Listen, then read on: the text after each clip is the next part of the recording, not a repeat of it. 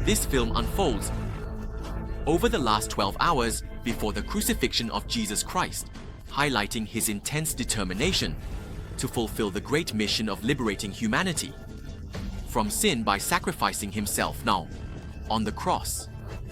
This monumental sacrifice did not come easily, as Jesus had to endure immense suffering.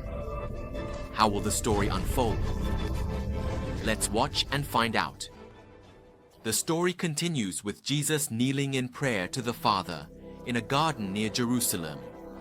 Filled with anguish, Jesus then goes to wake his disciples who are sleeping, including Peter, James, and John.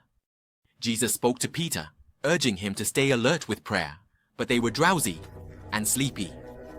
Then Jesus returned to where? His original place of prayer.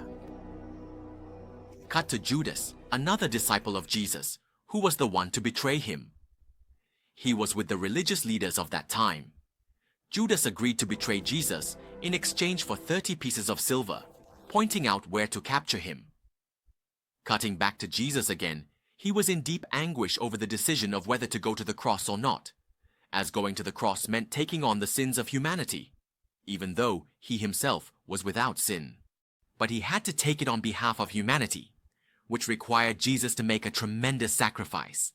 Jesus told the Father in heaven that if it were possible, he wished for this to pass by. However, Jesus continued to say that, regardless, let it be according to the Father's will, not his own. It seemed that the Father confirmed that Jesus must go to the cross.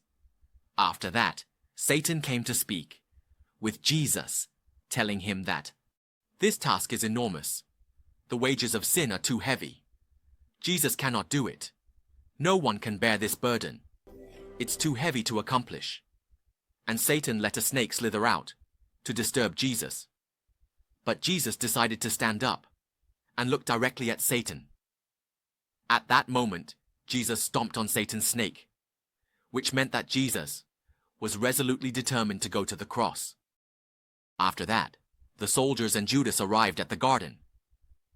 Jesus walked out to meet them, without any sign of resistance.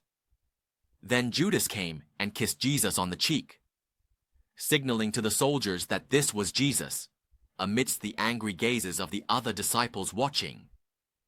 The soldiers then rushed in to seize Jesus, and Peter, one of Jesus' disciples, drew his sword and struck off the ear of one of the soldiers, leading to a skirmish.